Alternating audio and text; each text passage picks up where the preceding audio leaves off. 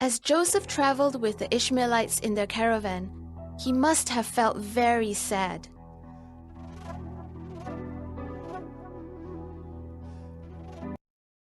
Joseph thought to himself, how could his brothers have hated him so much? Would he ever see his beloved father or his younger brother Benjamin again? Would his brothers ever feel sorry for what they did to him? Would they come and look for him to bring him back? Perhaps some of these questions went through his mind again and again. A few days ago, he was the favorite child of a large and wealthy family. Now, he had been sold as a slave by his own brothers. The Ishmaelites took Joseph down to Egypt and sold him to Potiphar, one of Pharaoh's officials, the captain of the guard. The Lord was with Joseph and continued to watch over him. The story now unfolds in Genesis chapter 39. The Lord continued to bless Joseph as he lived and worked in the house of his master. God gave him success in everything that he did. Even his master could see that the Lord was with Joseph. Joseph was hard-working and showed himself to be trustworthy. Soon Potiphar promoted Joseph and put him in charge of his household. He entrusted to Joseph everything that he owned. From the time he put him in charge of his household and all that he owned, the Lord blessed the household of the Egyptian because of Joseph. The blessing of the Lord was on everything Potiphar had, both in the house and in the field. So he left in Joseph's care everything he had. With Joseph in charge, he did not concern himself with anything except the food he ate. But trouble was on the horizon for Joseph.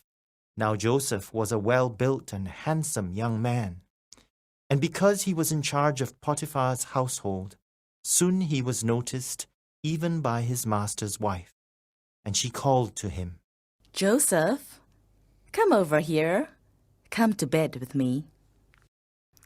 No, my master has put me in charge of everything here. He trusts me to take care of everything that he owns. No one is in a higher position in this house than I am.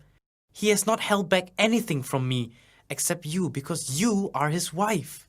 So how could I do such a wicked thing and sin against God? And though she spoke to Joseph day after day, he refused to go to bed with her or even be with her. One day, while Joseph was alone attending to his work in the house, Potiphar's wife came towards him and grabbed him by his cloak. Come to bed with me. Joseph ran out of the house, but left the cloak behind. She took the cloak and showed it to her husband. She said, Look at this. This belongs to that Hebrew slave you brought here. He came into my room and tried to force me to make love with him. But I screamed and called for help. He ran and left his cloak beside me. This is how your slave treated me. When Potiphar heard this, he was furious. He took Joseph and threw him into the royal prison, the place where the king's prisoners were held. In spite of living as a slave and being so far from his country of origin, Joseph continues to keep faith and worship the God of his fathers. Joseph is a fine example in the way he worked for his master. He is honest and hardworking. God blesses Joseph through all his circumstances. His master recognizes that God is with him. When tempted by Potiphar's wife, Joseph described his position as like it was for Adam in the Garden of Eden. His master has held back nothing from him except his wife. But he does not long for the forbidden fruit like the way Eve did. It was not a knowledge to be desired, but a wickedness to run away from. His response to such a temptation is also recommended in the New Testament, example in 2 Timothy chapter 2, verse 22.